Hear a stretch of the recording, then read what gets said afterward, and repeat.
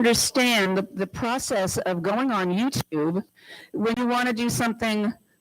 Excuse me, do we have to have a little conversation? So anyway, on YouTube channel, what you do is you set up, and you could either go live or you can set up a stream. And so you go through all the motions, you set it all up for the actual time, but unless you go hit go live, it won't go live. So what's the point of scheduling it is beyond me. But anyway, so at least I remembered that today. So once again, my name is Lynn Drinkwater, and I'm here at the Senior Enrichment Center, and I'm the coordinator.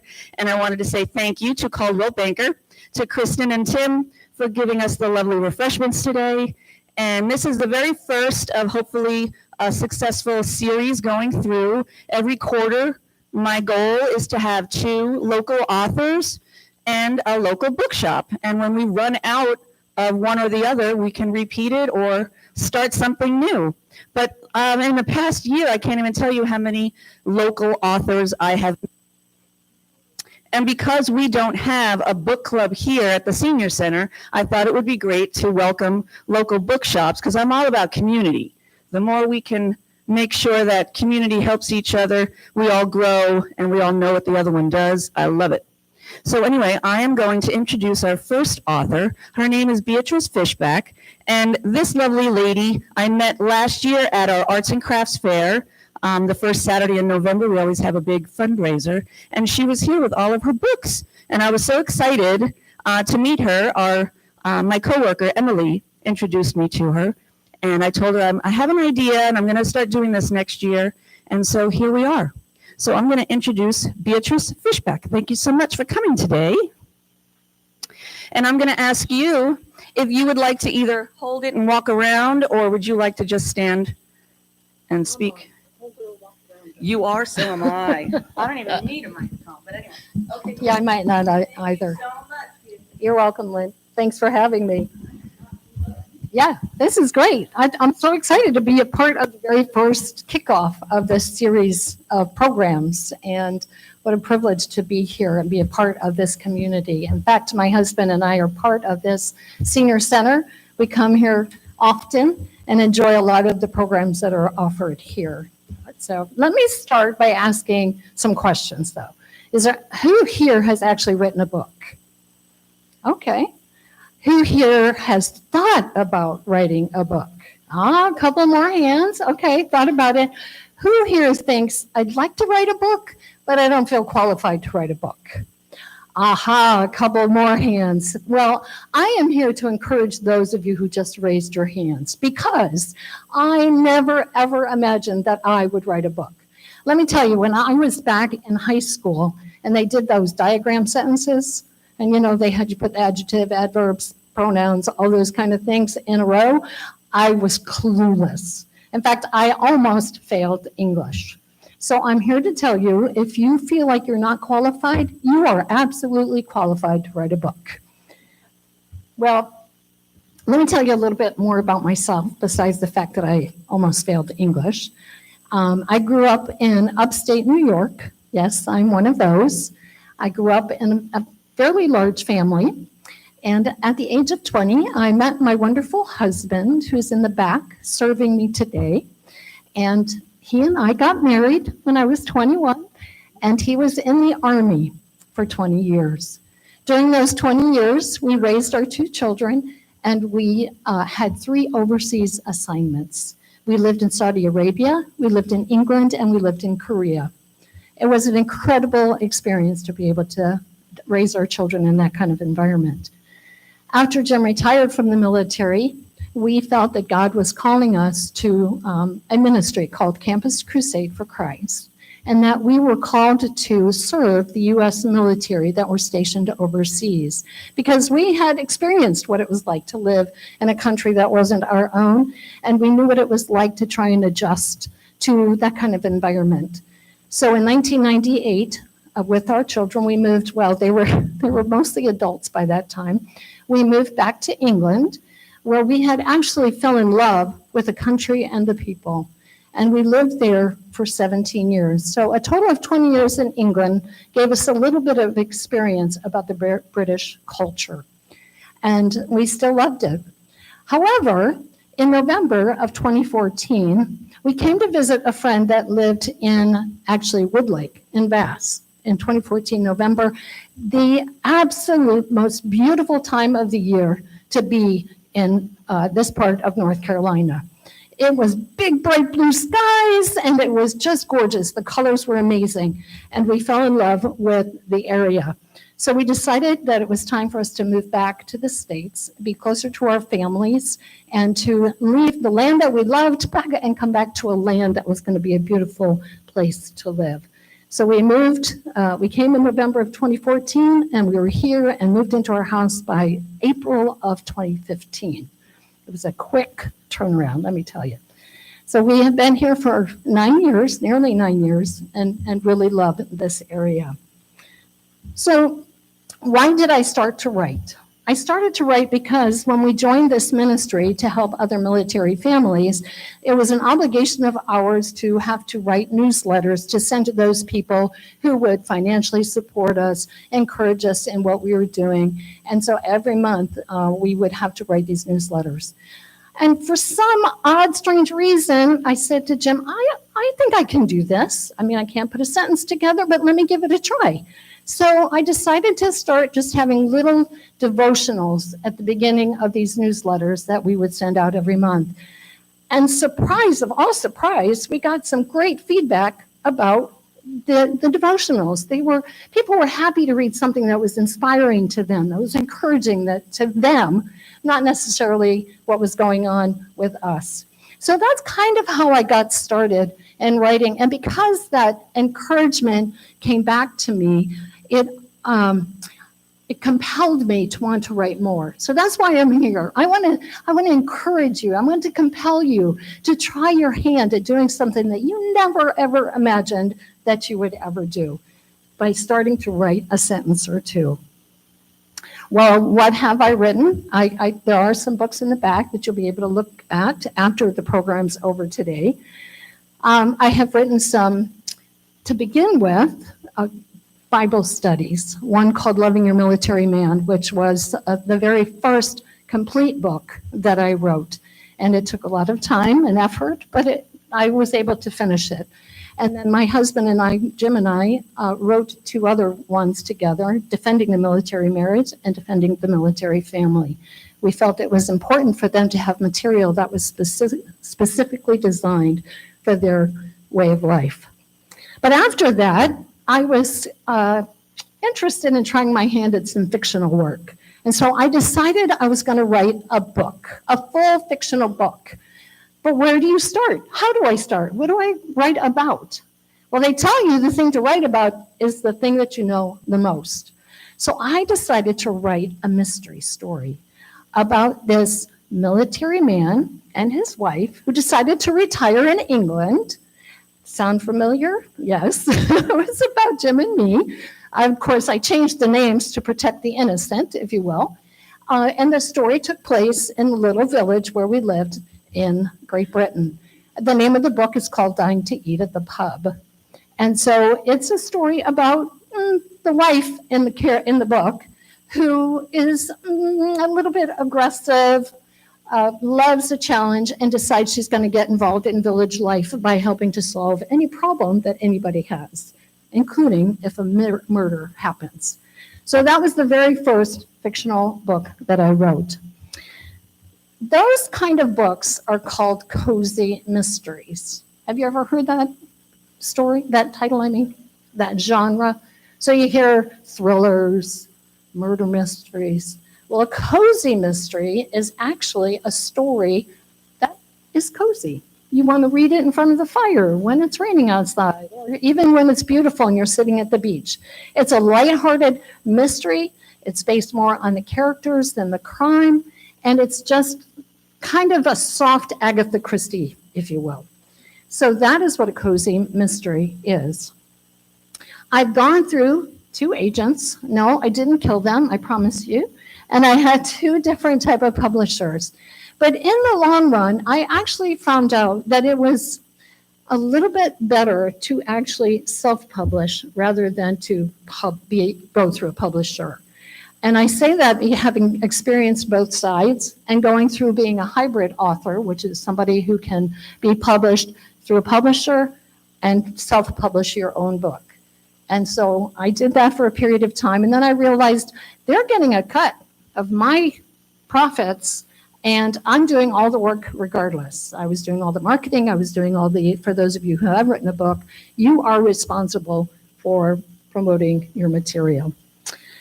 Well, so I've written the Cozy Mysteries. Dying to Eat at the Pub would actually fall under that category. I have written inspirational historic romance, and all of my books, except for one title, takes place in England. And that's because you write what you know and you write what you love. And so for those of you who are British Anglophiles and love that kind of material, there are some inspirational romances back there and some cozy mysteries. So how do I begin to write? There's a lot of questions that people ask writers. How do you begin? Where do you get the ideas from?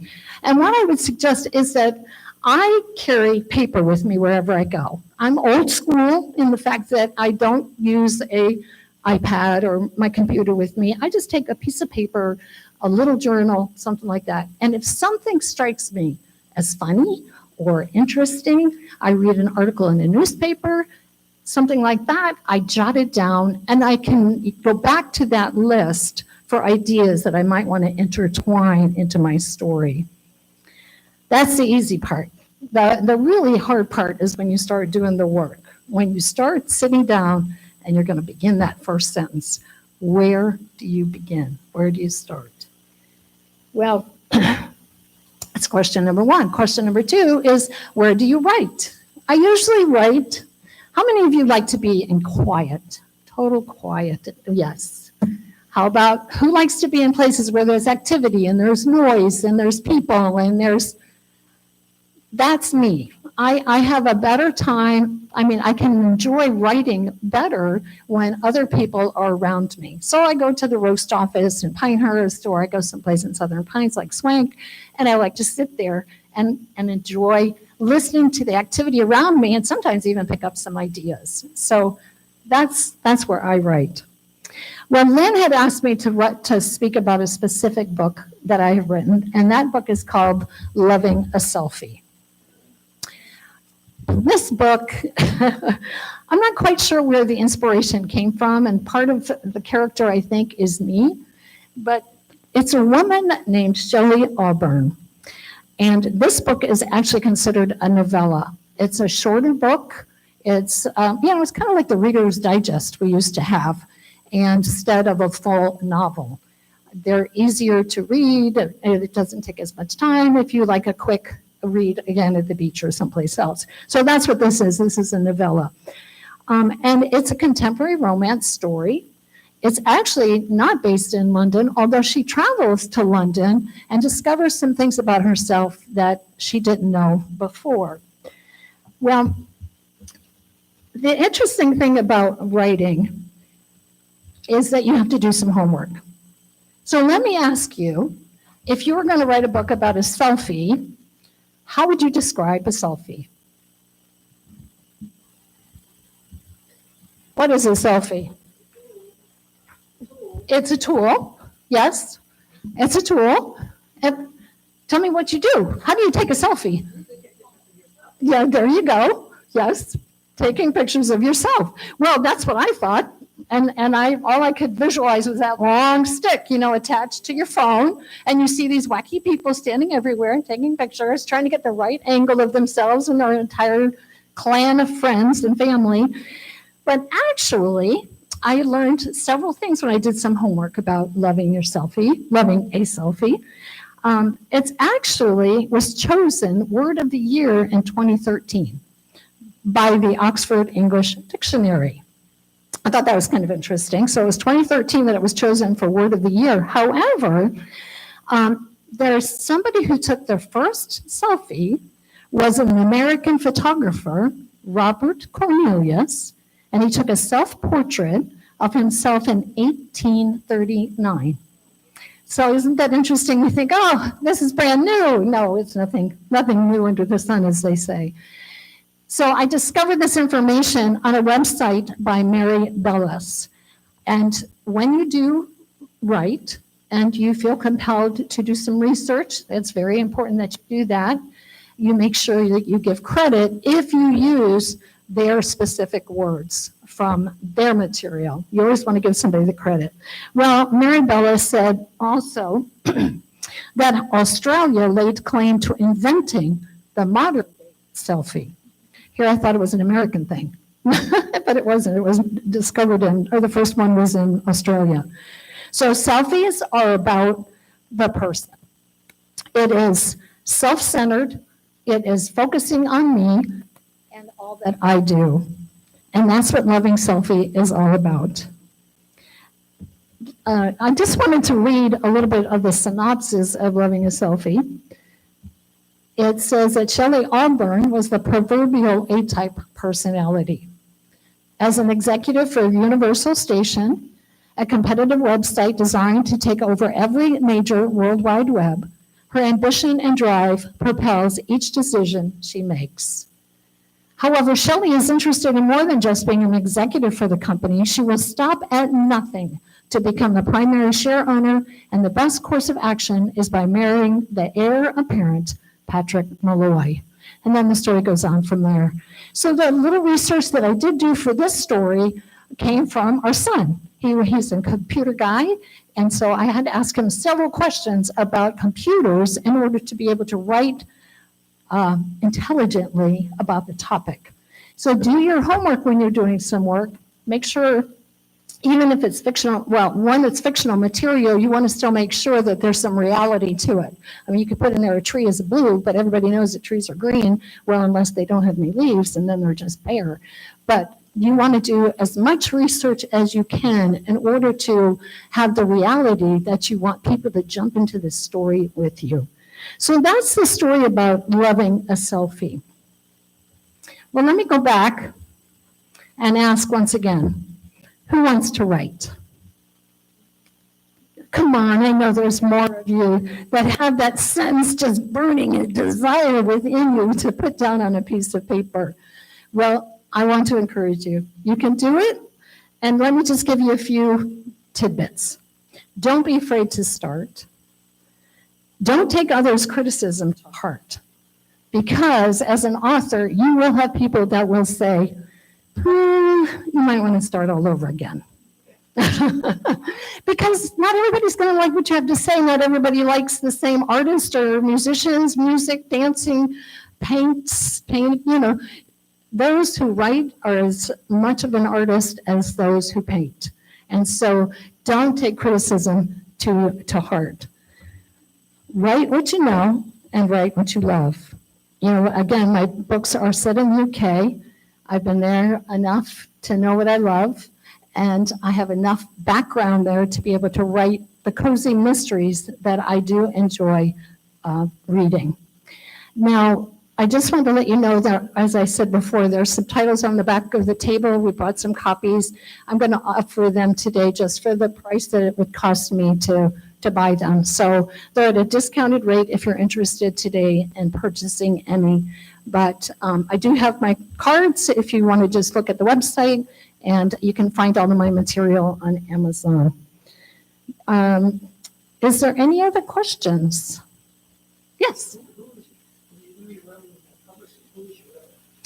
I use Amazon, which is Kindle Direct Publishing.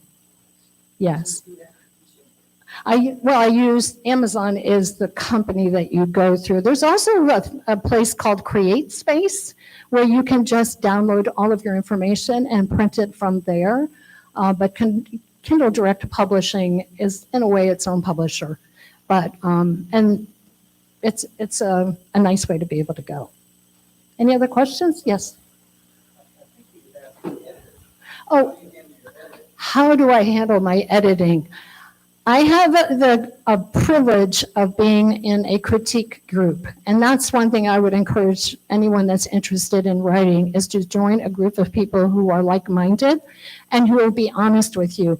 Not your mother, not your brother, not your friend. Somebody who's going to be really honest and say, this doesn't work. You need a comma here. I told you I need a lot of help with my English. So these three other ladies are my critique partners. They critique my work and I critique theirs. And then that's how we edit our material. Oh, I forgot to mention, there's two types of writers. And I know there's a couple of you here that are writers. They say that there are two types. There's what they call the pantsters and plotters. So pantsters is what I am. I write by the seat of my pants. And then the plotters are the ones who write, they plot out every single chapter. They have an outline. They have everything ready before they actually even begin. That is a great way to start. But I will say the negative to that is the spontaneity that comes with it. As a pantster, I have the negative part that I sometimes just don't know where I'm going to go with my story. And so I will write half a chapter or a chapter. It depends on how, motivated, inspired that I am about writing. And, but I do have, and my husband Jim will attest to it, I have a book that has been sitting on my shelf for, 5 years, 3/4 of the way done. But the pantster in me just can't figure out how it ends. So, yes.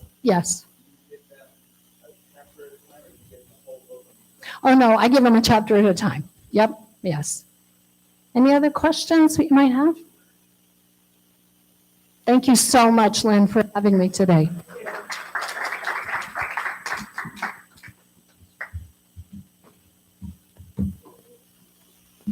Thank you for coming. Well, that was a lot of fun.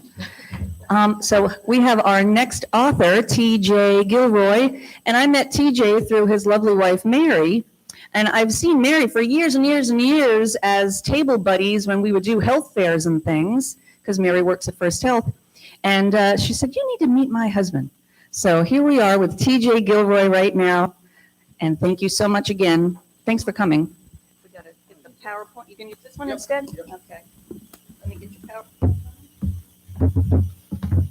I'm going to scoot this over here because I'm going to use something so you guys can see what I'm talking about as I'm talking. How's that? As Lynn's getting that up, the reason I got into writing primarily is I've written 5 books, and this probably helps better, doesn't it? So I've written 5 books, and they're all about or around the subject of finding your purpose. And that started for me because when we were both in the military, my wife's a naval officer and I was a Marine officer. When you're in the military, you don't need to find purpose; they give you one, right? Well, when you decide to leave, whether that's after 4 years, or in our cases, Mary left after 10 and I was 12, or you would go for an entire career, and now you take your uniform off, it's a shock to the system. Anybody in here military or no military folks? Okay, we're kind of in that Fort Liberty, formerly Fort Bragg area. So there's a lot of military around here. And when I took my uniform off, my entire identity was gone. And you have to find it. You have to start all over again. And sometimes if you're not military, it's like, what happens when you do a career change? Or you're 10 years into a career and all of a sudden you realize I picked the wrong one. Okay, and you go, oh, what do I do now? Some people say they stick with it. Like I've talked to physicians who stay with it as a physician for way longer than they intended to because they have the golden handcuffs on. They're doing so well, they don't like what they're doing, or they don't like where the profession has taken them. But they can't change, right? So anyway, that's why I got into this whole subject of purpose. So this is what the book looks like. There's a table back there, and you'll see some more of it as we go as we go on here. So let me just close that. Okay. So first off, here's a question for you. Is this an elephant pretending to be a zebra, or a zebra pretending to be an elephant? Okay. Either way, there's some pretending going on, right? So the subtitle of the book is first off, it's use your authenticity advantage, because pretending is exhausting. And whether you realize it or not, most of us have pretended to be something we're not. Sometimes we do it purposefully, and sometimes it's completely subconsciously. Either way, if you're pretending to be something you're not, it wears you down. Oops. Okay. What am I doing here?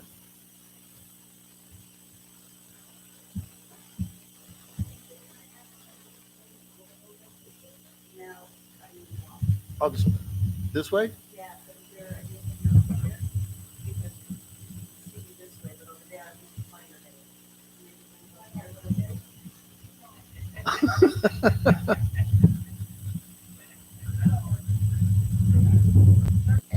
Okay. Very good. All right. Thank you. Okay, so I put this slide up here. First off, the gal in the picture kind of really captures the essence of what I'm trying to describe. The situation is right now in the world we live in, there's a big problem. And I mean, there's probably a lot of problems. We're only going to address one of them today. So it's that people seem to be stressed out. They seem to be struggling. A lot of people who are in the workplace they're exhausted all the time. And whether you realize it or not, clinical depression is epidemic in our country. There are 17 million people who are clinically designated as being depressed. And we have 46,000 suicides a year right now. It's horrible. So there are a lot of different reasons, but what we're going to talk about today is one of them, and probably one of the biggest reasons. All right, so the essence of the book is what I put up here. We spend decades trying to conform to what others say we should be, and it's absolutely exhausting. You were born with all the attributes to be successful in a specific way to you and only to you, and most of us never find it. Authenticity Advantage holds the keys to helping you become your best self so you can live the life that you were intended to live. That's the whole point. So I made this little cartoon to try to get the point across. So here's the elephant, and he's talking to the wise zebra, saying, I try so hard to be like you. And you see the little bird on his back? He goes, me too. And the zebra just looking at him goes, why don't you just be yourself? You know, if you probably know somebody that is trying really hard to be like somebody else, and maybe you've caught yourself doing that in the past. Well, that's kind of what we're getting at today. Okay, so there are 3 questions I want to kind of blow through here to set the stage for what we're talking about. And it's scriptural that you're supposed to ask questions, because if you don't ask, you don't get answers. If you don't ask, you don't receive. So if you're not asking questions to yourself in this thing, you're not learning anything. So this should be probing and getting you to think a little bit, maybe about something you've not thought before. And so I can tell some of you right now are going, I'm in the latter stages of my years. I don't need to be worrying about being authentic. Well, first off, it's never too late. And secondly, you probably have kids or grandkids who really need this information. So think about it not just for yourself, but you probably know somebody, maybe at your church or wherever you live or wherever you congregate, where you know somebody that is just dying for this information, or actually living for this information. Okay, so the first question is, what does it mean to be authentic? So the dictionary says that being authentic means to be true to one's personality, spirit, or character. And character is defined by mental and moral qualities distinctive to the individual. Okay, so most of us don't look those kinds of words up, but I think it's really important to understand exactly what they mean. So that was question number 1. Question number 2, how can you be true to something you don't know? So most of us don't really know what our personality is. We think we do, but do you really? Most of us don't know that there's a difference between soul and spirit. We use the terms interchangeably, but they're not.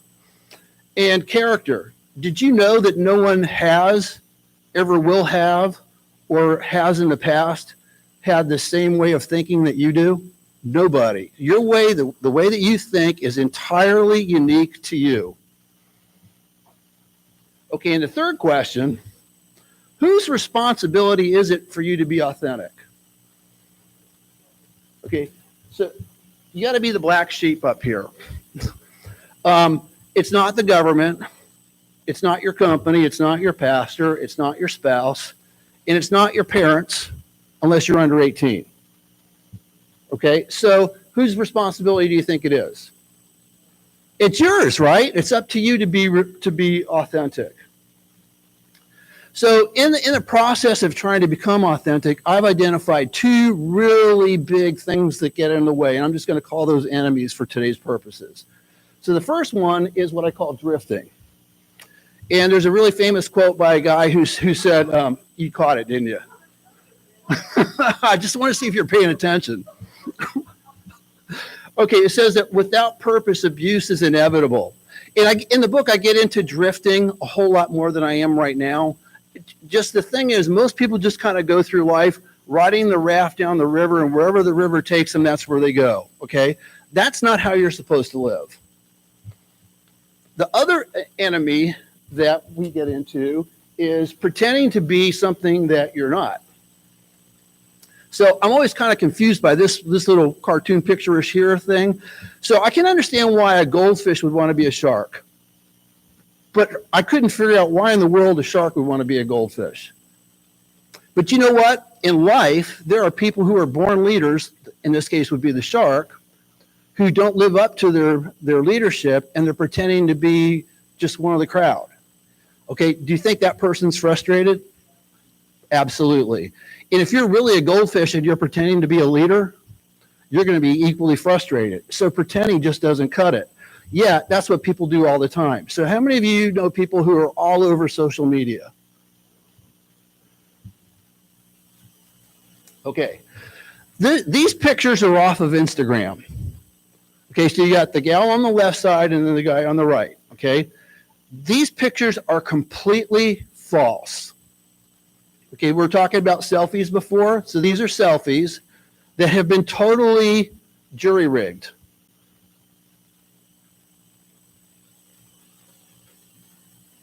That's what's really going on. Okay, so if you think the pictures that are on Instagram and all that kind of stuff are actually what you're seeing, they say that up to 95% of the selfies and pictures you see on social media have been finagled somehow or another. Okay, people pretending to be and do something that they are not. Why do you need to pretend? So that's kind of my big question. Why do people do that? Okay. So a lot of times, it's not just people taking selfies. It's like before the day even starts, you got to decide, which mask am I going to wear today? Am I going to be a happy person or am I going to be a sad person? And to really kick this thing off, oops, she's really 60. Okay, not really. I just put that on there to see if you guys are paying attention. But you know, a lot of people, they're pretending by putting on all kinds of makeup and trying to make themselves look younger or trying to make themselves look older. Folks, that's pretending. And if you think it's just ladies who have this issue, it's not. Guys wear masks as well. So a lot of times a guy will put on a fake mask of everything is okay, and inside he's just bubbling over with all kinds of turmoil. So this whole pretending thing, it crosses every age barrier, every demographic, and it's killing a lot of folks. So it's putting a lot of stress where it doesn't need to be. Okay, so I don't know who started this whole saying of be, do, have, but most of us go through life and we're not doing this. We are chasing stuff that we want to have. So a lot of people will take careers or something like that to figure out what they need to do to get what they want to have, okay?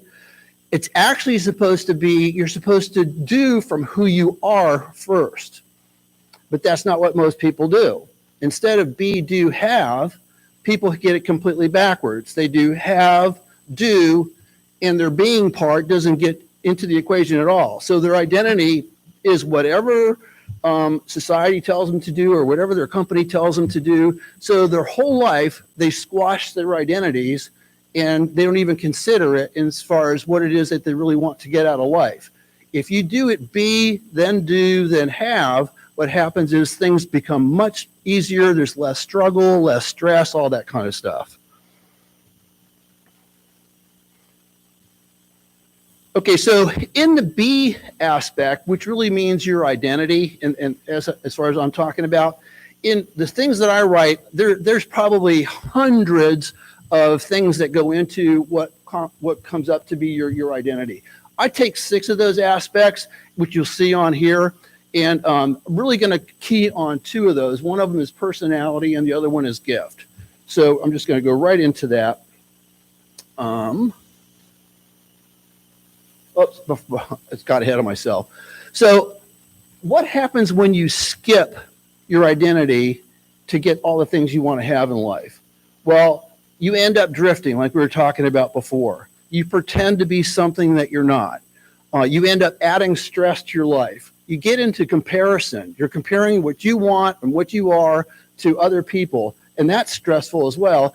And you never find your gift. And without finding your gift, you're not going to find your purpose, and life just becomes like, what was that all about? You know, so you're on your deathbed and you're going, well, it was a nice life, but what was the point? That's not how we're supposed to be. So that's why we're talking about this whole thing. So that's why there's a big X over the gift box here. Okay, so anybody here ever take a personality assessment? Okay, so what kind did you take? Okay, anybody else?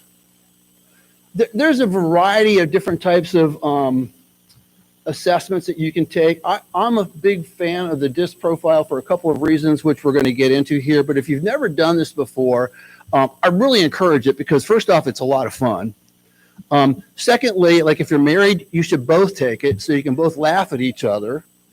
But just if you've never heard of this before, DISC is an acronym. It goes for D, I, S, and C. And a D person is somebody who's dominant.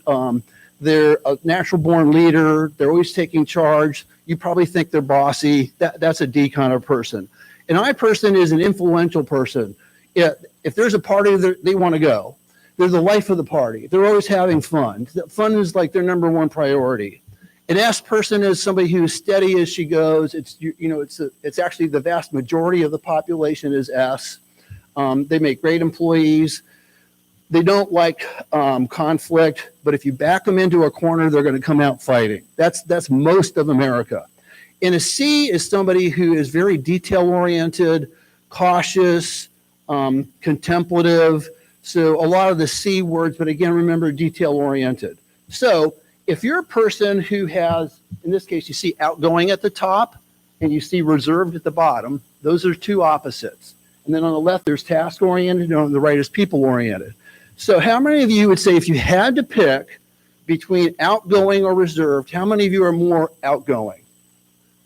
Okay. How many of you would say you're more reserved? Okay. Just hold on to that thought.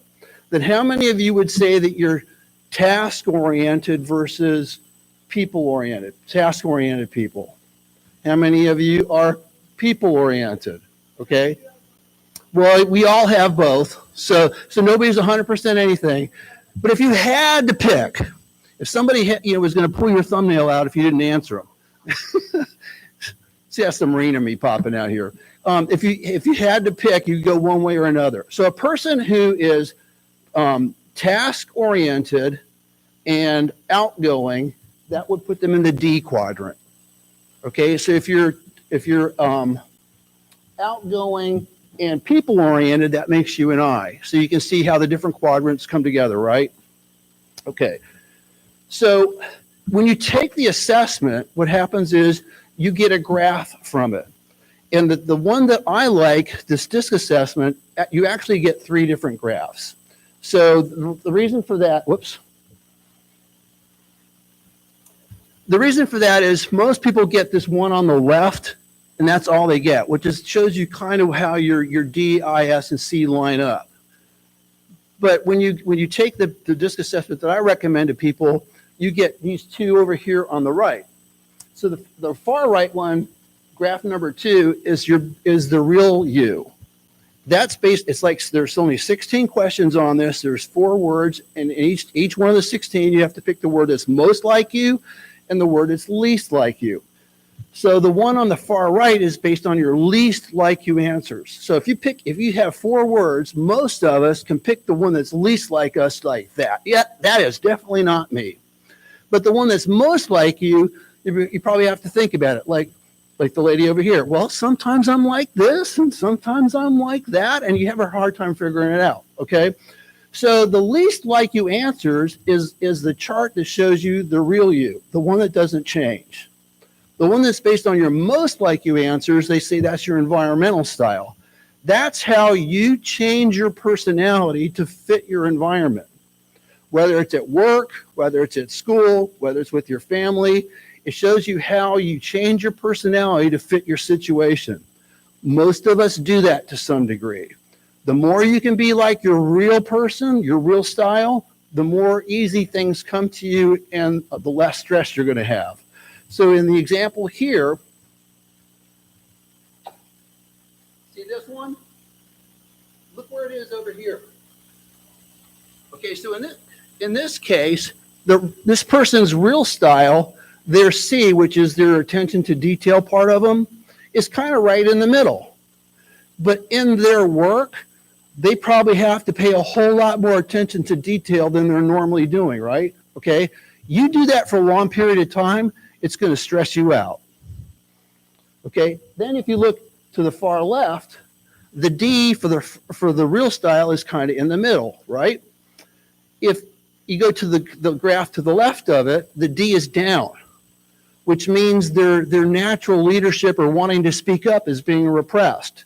In other words, where they're working, their opinion isn't valued very much. Okay, again, if you're in that environment for a long period of time, isn't that going to stress you out a bit? What happens when you're under stress at work for a long period of time? You're not a happy camper. You get sick, and all kinds of other issues show up, okay? According to the Gallup organization, over 70% of employees worldwide are experiencing number 2 over here. They hate their jobs. They absolutely hate their jobs. Okay? How much stress is that causing? It's just off the charts. So that's why understanding this personality thing is kind of a big deal.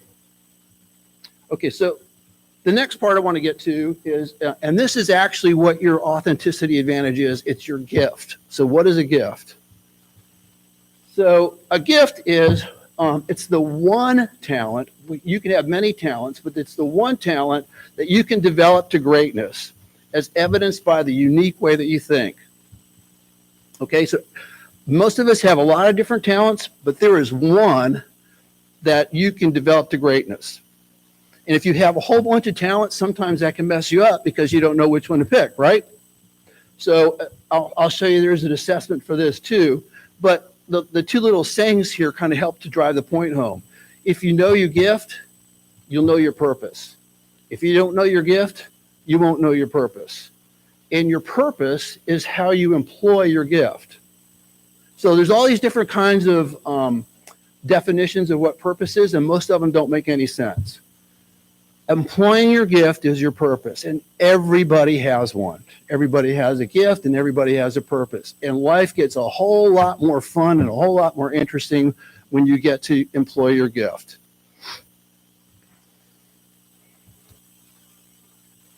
Okay, so how do you find this thing? Well, the Gallup organization created this thing called Strengths Finders, and it's another assessment. It's not the only way to do it. I'm just saying that when I saw this, I went, holy cow, this is awesome. There is no guesswork in this assessment at all. They have done well over 10 million of these across the world, and it's not guesswork, it's absolute science.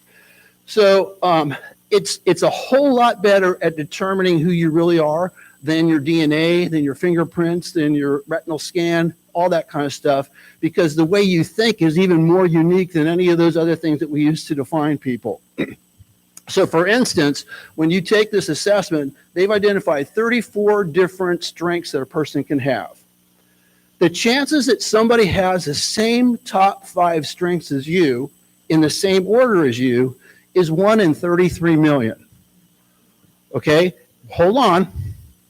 The chances that somebody has all 34 of your strengths in the same order as you is 1 in 259 with 36 zeros behind it.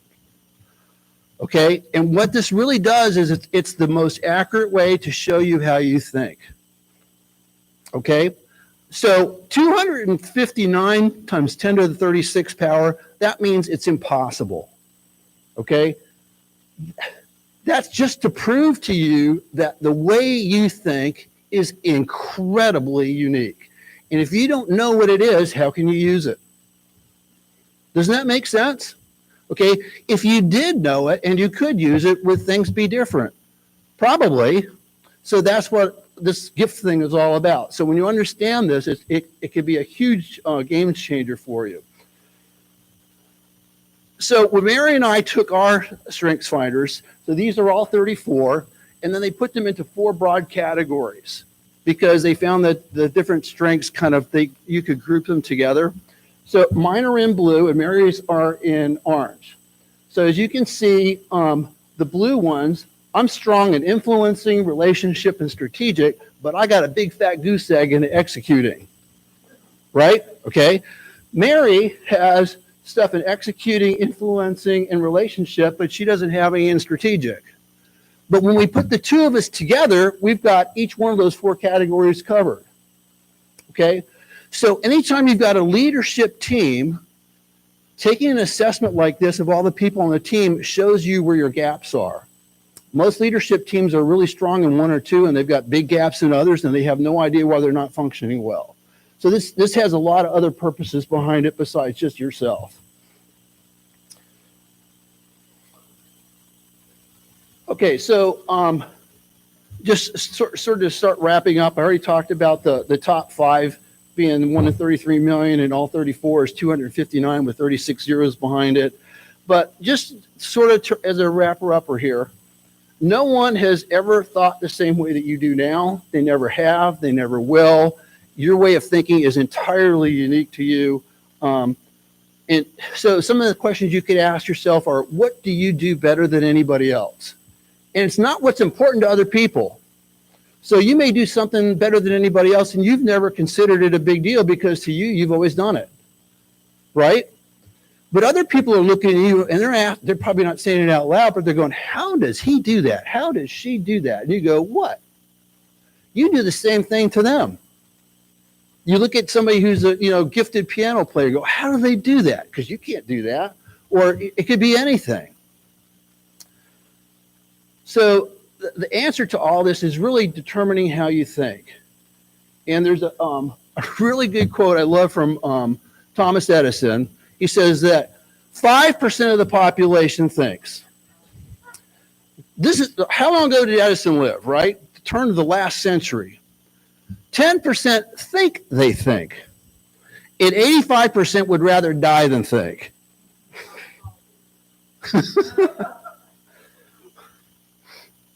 So the question is, do you think?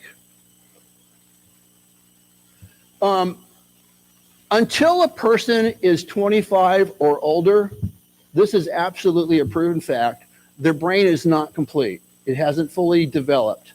So people who are 25 and under think almost entirely with emotion. And memorizing facts like you need to in school is not thinking. So most people can't really think, they can't use the reasoning facilities until they're over 25. Yes, sir. Okay, all right. Because when you're under 25, if you're doing it emotionally, what happens is you ask an 18-year-old, why in the world did you do that? And when they look at you and they go, I don't know. You know what? That's exactly true. They have no idea why they did it. It was just, it sounded fun at the time. Okay, so the second level of thinking is to actually look for facts. The next level is to get relevant facts. How many of you know people who are just great at trivia? They've got facts for this, that, and the other thing, and it makes absolutely no difference in anything they do in their lives. That's because they're not separating it into relevant facts. And then the highest level of thinking is called creative thought. That's where you start to combine those levels of thinking with imagination. Okay. And one last little thought here on thought. When I was younger, we were told that people who are more intelligent are going to be more successful. So like there was a big push for your IQ tests and all that kind of stuff. Anybody hear that before? Okay. So like if you had an IQ below a certain level, you were considered to be stupid, and you go through your whole life thinking you're stupid and all that kind of jazz. The big thing now is this thing called emotional quotient. You ever heard of that one? EQ? Okay. So there is absolutely no relationship between IQ and success. Zero. It's a proven fact. There is a huge correlation between your EQ, your emotional quotient, and success. And the biggest part of the emotional quotient that determines a person's success is knowing themselves. It's self-awareness. That's why we're talking about these things right now. This authenticity advantage is a huge part of how successful a person can be. When I learned this, I went, oh yeah. So I don't have to think I'm stupid anymore. This is great. Okay, so what happens when people aren't authentic? This is from Psychology Today. So because I'm not a psychologist, I'm not really crazy about psychologists, but they study thinking and people's behavior. So this is what they say. When you're not authentic, you might experience negative feelings ranging from mild to discomfort to heavy guilt. Does authenticity benefit mental health?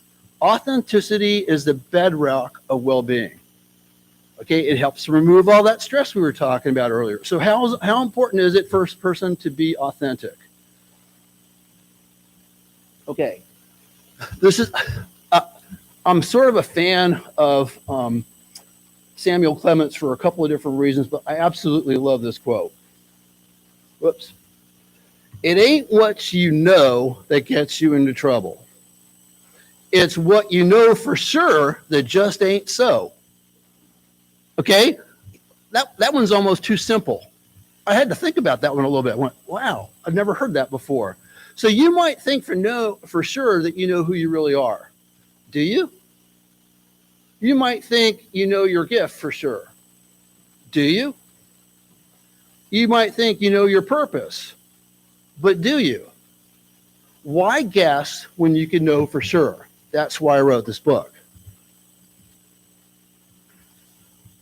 So, are you using your authenticity advantage?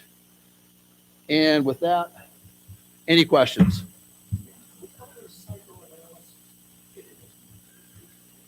It really doesn't. So your psychoanalysis is psychology. So psychologists are the ones who put together those different tests and stuff. So in some cases, in some ways, yes, it does. But most people need something outside of themselves because most of us are not very introspective. We're afraid of finding out what we find out. Okay. I grew up in a particular religious denomination which I'm not going to mention because I don't want to offend anybody here, that kind of said that if you saw yourself the way God sees you, you'd be appalled. That's exactly backwards. If you saw the way God sees you, you would be floored because you don't see yourself anywhere near that high up. Okay, so when you see the real you, the way he sees the real you, you'll be absolutely, it's the most awesome thing you'll ever discover. When you see the real you, you go, whoa, I got some work to do because I got more going on than I thought I did. So psychoanalysis could help you to get there, but I prefer to go the religious route than the psychologist route because most of those guys don't believe in anything except themselves. If you're a psychologist, I apologize. Not really. Okay, so any other questions? Yes, ma'am.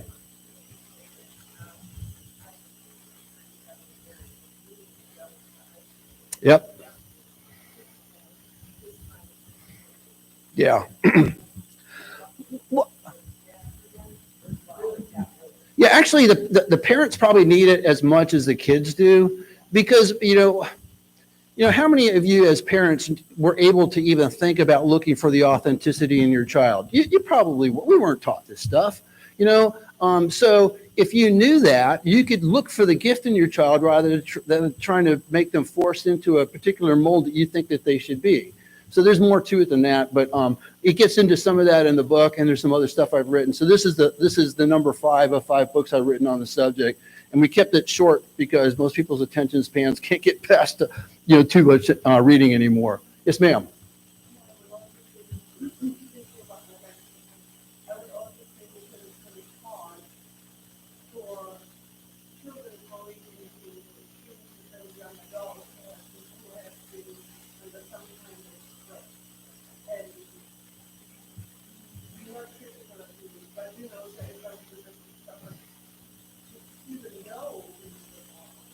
Yep. Yes.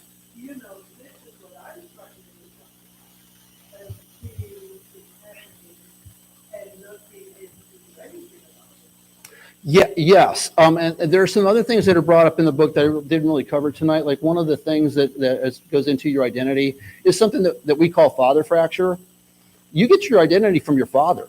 That's not a good thing to say to a lot of people, but it's true. And when you start getting into it, that is one of the major things that holds us back. So it could be really good, it could be really bad, but how does that affect your identity? Those are important things to know. So we do it like a small group at the church we go to that starts to cover this kind of stuff. And then another book called Employ Your Gift is how do you actually do this and employ it? How do you use it? Sometimes for a job or just in your daily life. How do you employ this? So those are issues that people need to talk about. But yeah, for kids, it's hard. It's really hard. And again, so it's not just the children understanding to be themselves. It's parents and people in authority to allow them to be themselves. Now, I don't mean just letting them run wild. I mean finding out who they really are. Okay, so, right. Yes, ma'am.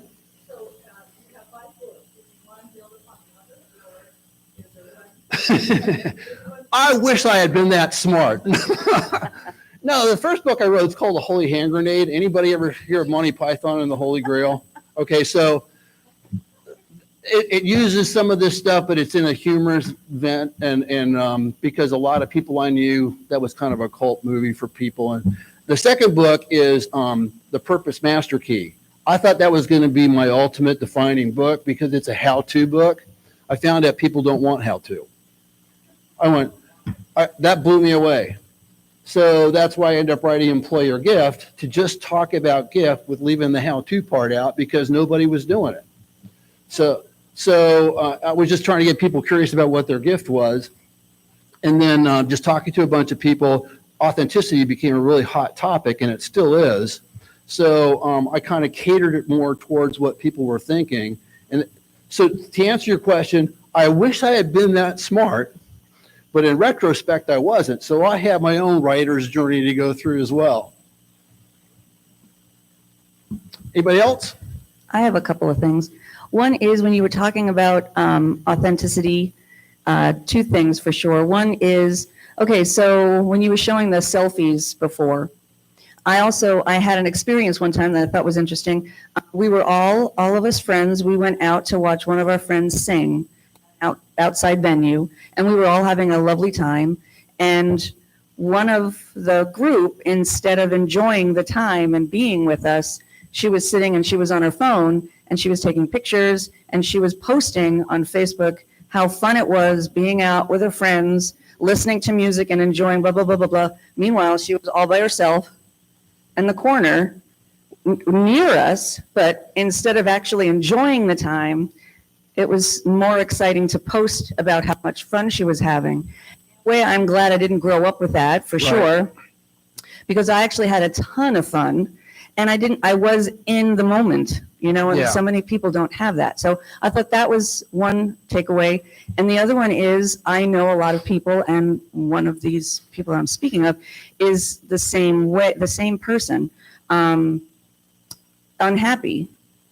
And so when you're unhappy, so now you go on happy pills because that's what's going to make you happy. And then if you're still not happy, then you have to get on a second pill to help you with the happy pill that's not really working. Yeah. Instead of just learning who your true authentic self is Yeah. and living life the way it is. Yep. Well, let me address the first thing you said first. A lot of people who are big into the social media thing, they think that's going to make them popular, and they're trying really hard to be popular when they ain't.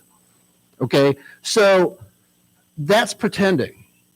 Now, some of them, like a high I personality, that's just what they do because that's who they are. But that's not most people. So a lot of people they get hooked into the social media thing, and they pay so much attention to how many likes they have and all that kind of stuff that they miss out on life, just exactly like you were saying. And they're doing it because they're pretending to be something they're not. Just like the two young millennials or Z generation guys that we showed, and then you show the second picture and you see how life really is. They're pretending. Pretending gets to be because then now you basically just told a lie, and you have to remember the lie you just told, and then you just pile a lie on top of lie. And okay, that's stressful. It's not fun, and you never get to be who you are, which is a whole lot easier and a whole lot more fun. So to that point, absolutely. I forgot what the second thing was, but oh yeah.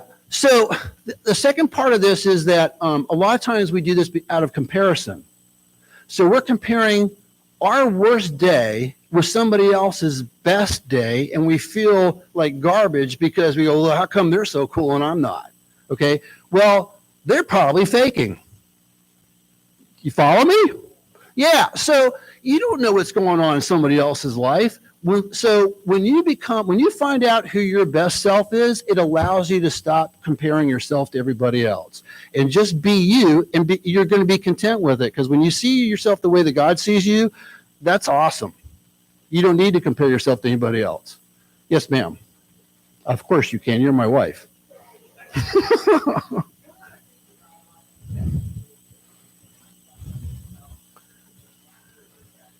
Yep.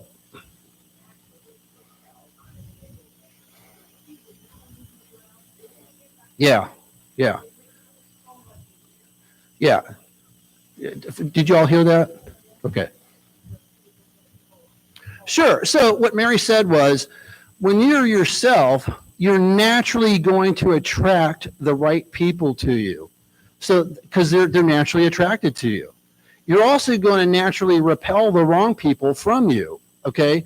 Well, you don't want them to be in your life anyway. So if you're trying to attract people that are wrong folks for you, now you've got these people that you're going to have to pretend for all the time. They know you're pretending, maybe on a subconscious level, but they can feel it. It's like if you go to a guy who's a salesperson who's selling from his natural or her natural self, it's just a fun experience. When you're going to a salesperson who is faking it the whole time and just you can tell they're going to do anything to get a sale, there's nothing fun about that, is there? And you know what? So whether you're a salesperson or at a corporate job or you're just a stay-at-home mom or whatever, being yourself pays huge dividends. And that's the whole story. Thanks for coming here, guys. We really appreciate it. So we'll be back there at the table as well. Thank you so very much. Okay, so our next speaker is Beth Carpenter with the Country Bookshop in Southern Pines. And would you like to use this microphone? Okay. And I'm going to get and clear that up for you as well, okay?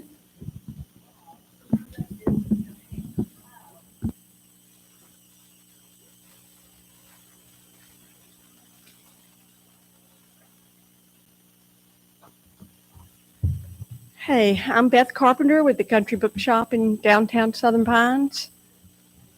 Okay. We've been open 70 years, and I can remember that because my husband was born 2 weeks before the bookshop opened 70 years ago. 70 and a half years, 1953. I was going to talk about all these books on here, but I've decided not to do it. I did bring these books. I am the book club manager for the bookstore. We have about 100 book clubs in the area that are registered with us. We give them a 20% discount on their book club book. We ask them to keep us informed of what they're reading, and we prepare a list at the end of the year, every year, which you'll find on the back of your sheet, of our top book club reads. More book clubs read these books last year than any of the others. And, really my job is to help book clubs find good books to read that they will enjoy. And I get to do that. One of the perks of working at the bookstore is we get copies in advance of books coming out, which is a lot of fun, so that when the book is published, you have somebody that's read it in the store and can promote it and tell you about it. Tell me what you like to read, and then I can recommend a book for you. But I thought I would just instead tell you what the bookstore does for our town. We're in the center of Southern Pines. We've been in this location. I've been there 20 years, and they've probably been there maybe 8 years before that. Where we are, and we sell new books. We don't sell any used books. We do deal with publishers who promote their books with us. They'll help send us authors. Also on the back of the list is our author events coming up that we've got. One today at 5 o'clock, Megan Church with a mystery, The Girls We Sent Away. Girls who were pregnant and sent away because they couldn't stay home and have their baby. That was wrong. We have a tremendous children's department. Angie Talley from Whispering Pines is our children's manager, and she takes authors to school. If you've got a grandchild in Moore County School, I can promise you an author has come to that school because of Angie. She brings them in. She runs a nonprofit also where she takes donations, and if she has some money, she provides a book for every child in the grade that comes to that author event. Yes, sir. Yes. I know. Yeah. Can you imagine how many books are published every year? Millions and millions. And we absolutely do sell a lot of local authors. I was not aware of her or TJ.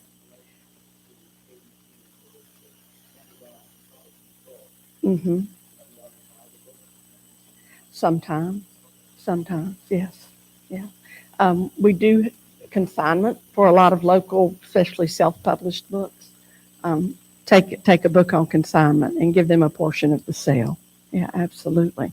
Yeah, and I will definitely be taking their names back to my manager. So we sell, Amazon is a huge competitor for us, and sometimes they're selling it cheaper than we can buy it. And so we're promoting the big publisher books for the most part because they help us promote the book and get people aware of it. So we don't have to do that all by ourselves. But we also are selling a lot of sidelines and gifts and things to try to pick up the difference, because books that are published, I don't know about you too, you set your price, and we can't discount it. I mean, we can discount it, but we have to pay for the book also. And so your spread is not as high on books as they are on clothes or anything else. So the margin is slim. And so it's a struggle, but we're hanging in there. And I think really our kids department helps a tremendous amount with that. I also do want to say that about 12 years ago, we had an owner who sold the shop, or the shop was for sale. We did not know if we were going to be able to stay open, but the Pilot newspaper bought us and have added us to their family. And we are so grateful that we're able to still be open today. And that's really all I'm going to do. If y'all want to talk about some of the books by there, oh, no, I can't do that. At the very bottom, our monthly book club email is available to be signed up for. It's an email of events coming, of where to look for book suggestions of something to read, and then the big books coming out for that month, the books that we're aware of. Yes, ma'am. Yes, authors come to the store. Mm-hmm. Well, good, good.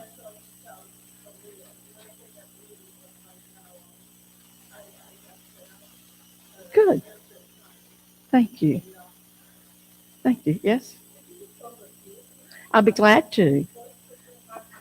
All right, I'll start on the novels. My favorite one is It's What You're Looking For. It's in the library, and it's translated from Japanese.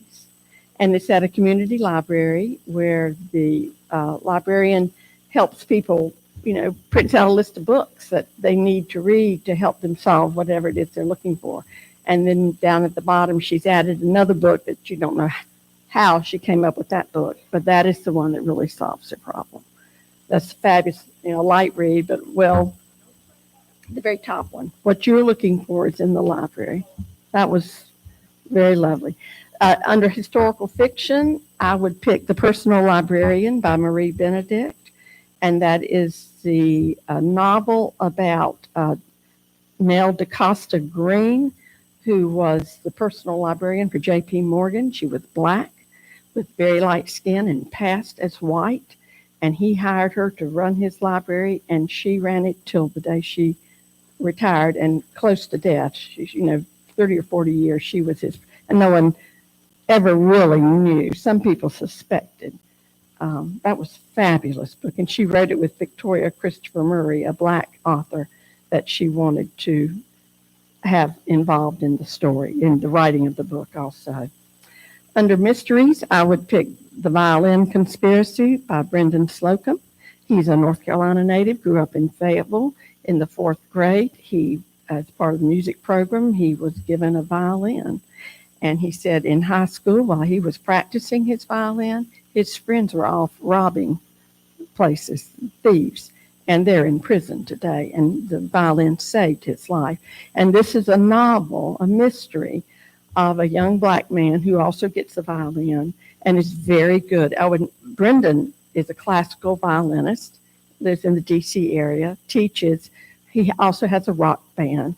He's an incredible musician and an incredible author also.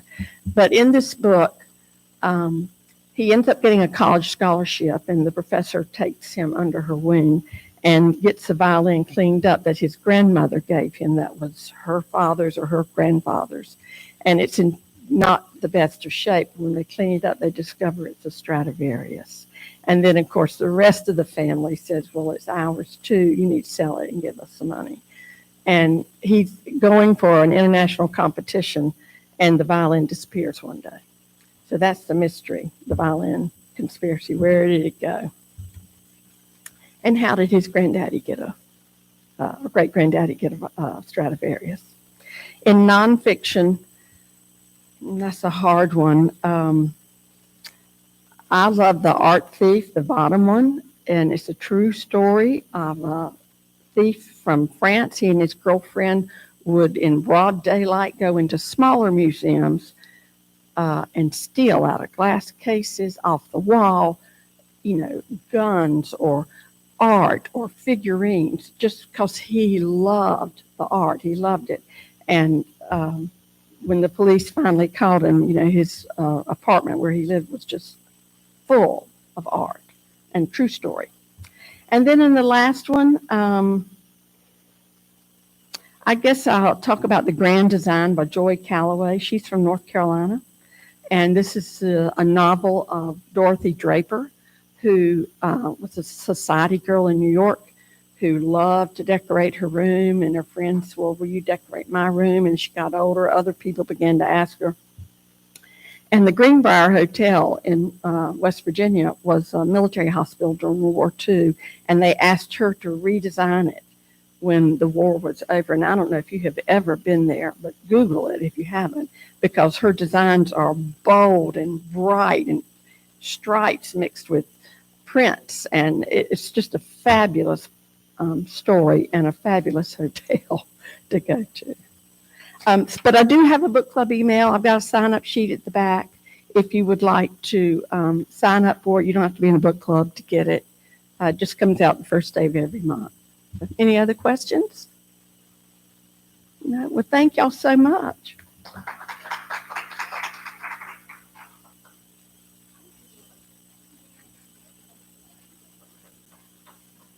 Thank you guys for coming, and thank you to our wonderful speakers. This is the first of this event. I'm going to have another one in June. I don't have the specific date yet, but if you get the newsletter, please be looking at it. If you don't get the newsletter and you would like it, just ask the front desk to email it to you, and every month you'll get the newsletter in your inbox. And so I'm also working with TJ and Mary in June. They're going to do their own presentation on father fracture. I figured because it's Father's Day month, that would be a great program just by itself, because that was news to me, and I'm very interested in learning more about that. So anyway, I really appreciate all of you coming today. And in the back, we have lovely displays that the authors and Beth have put together from the bookshop. And there's still some scones and some food there from Coldwell Banker. So anyway, thank you guys so much for coming, and I hope you guys have a great day.